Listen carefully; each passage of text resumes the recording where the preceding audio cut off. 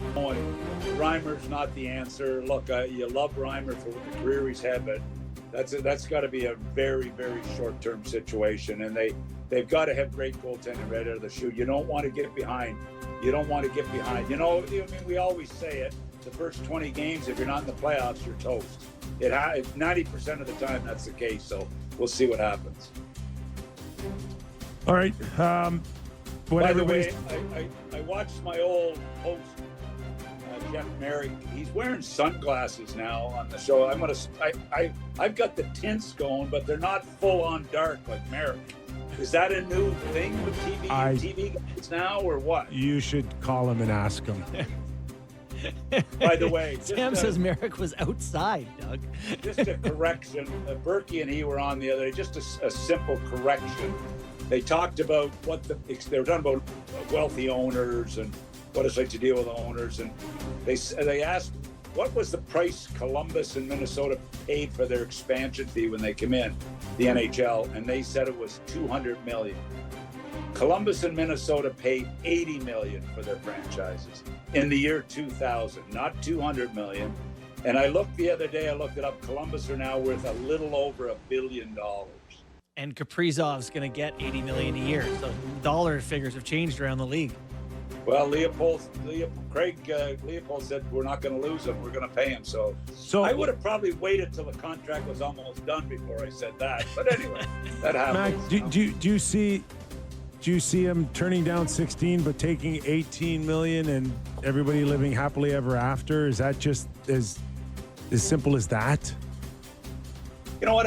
Are we moving in to the LeBron James era where LeBron goes to Cleveland, obviously plays in Cleveland, doesn't win in Cleveland, and finally moves on to Miami where he wins the championship. Then he goes to LA where he wins it's it was a bubble championship, but he still won. And then he goes back to Cleveland and wins in Cleveland.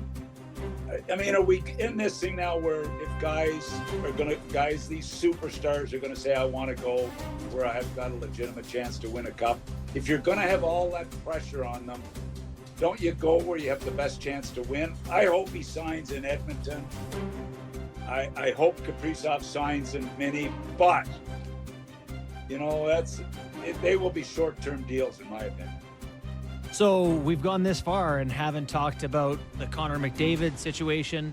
Are you of the belief that he'll stay in Edmonton?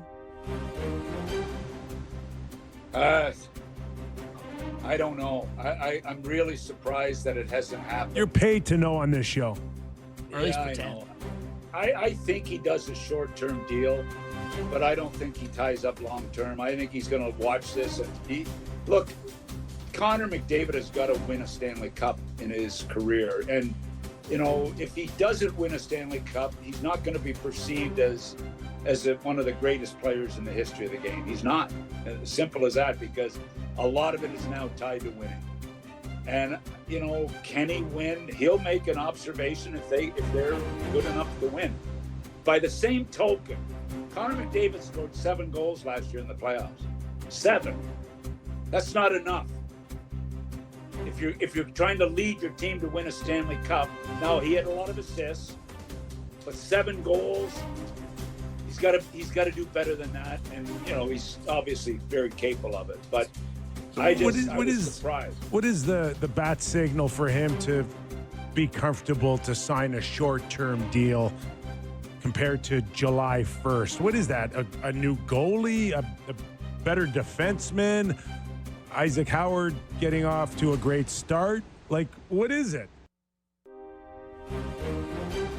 I don't know what it is, to be quite honest. It's a tough question because, when I listen to him, I don't know him, but I really admire him as a player and what he does, the way he plays the game. I don't know what it is. I think he wants to believe they're a big-time contender. That's what I think. That's what I think he wants to see, a big-time contender. And they are already 2 Stanley Cup finals. That's been covered. Now, there's a big difference between teams that are competitive for the Stanley Cup and then actually winning it, but nobody knows what that that difference is it one player, two Listen, players, or is it all of them collectively just playing better? You can go somewhere else and be in the same boat. I mean, you could go to 5 teams you think are better than Edmonton and be in the same boat and not win. That's you were on a Stanley Cup champion. It's a major hurdle to overcome. Crapshoot. That's what it is. Just roll the Yeah, dice. you're in one of the few teams that can do it. One of 5. 1 of 5. That's 1 of what 6. you've got to be. That's where you got to be. And today, you would say he is. Now, are they close to Florida today? No, they're not close to Florida. If Barkov's healthy, they're not close to Florida again. But who else is? Who else in the league is? I got Tampa Bay as one of the closest teams still to Yeah. Tampa Bay. Lots to like And after there. that, there's not many in the league that are. Well, we're hitting on all the big ones. What about your boy? You got an East Coast champ there in Sidney Crosby, whose name's coming up. His agent's talking about him. I'm sure you and Sid have had some scotches late at night this summer, heart to hearts, and he's told you what's going on. What are you learning? I can't say, guys. I just can't. I haven't seen him. I'll tell you what. Tell me I'm crazy. And I was thinking. We will about for this sure, today. but go on. He's still a top 10 player in the world. Sidney Crosby. Top 10 player in the world. And at Christmas, if they're going nowhere, which I suspect they'll be, I've got to believe he's walking in the office and asking, "Here's my teams. I want to be traded." I would suspect that's what's going to be the case if Pittsburgh really stumble. I've got to believe Sid wants to win another championship, and he's still that good. That good. It'll be set up after the Olympics. That's what I'm So we're predicting. talking February 28th to March just 7th. Between February and March, I think we'll have I think the leg work should be done by then. Doug talked to Listen. Montreal needing a 2C. I don't want to be an insider on this show, guys. I'm on here for knowledge, not an insider. Okay, if you want an insider, bring Elliot on. I'm more of a hockey purist. Or critic. I'm not an insider. Or podcast critic. A hockey critic's a good label. Doug McLean, hockey critic. The title of your next book there, Grisham. And you do have a book, don't you? You working on something else now? Is that Draft you know Day? what? Bestseller. Draft Day. By the way, it's still selling. I just got a royalty check the other day. Yeah. Anyway. So we are paying you in some way. You're benefiting from our show. I like the new book. I interviewed 25 guys this summer, GMs, current GMs, former GMs, and hockey people all summer. And I think it's going to be a fun book. It's it's really a day. I don't have a title for it yet, but a day in the life of an NHL GM. I think it's going to be pretty good, actually. So I've had some great chats with a lot of great guys. And tell us about the ones that just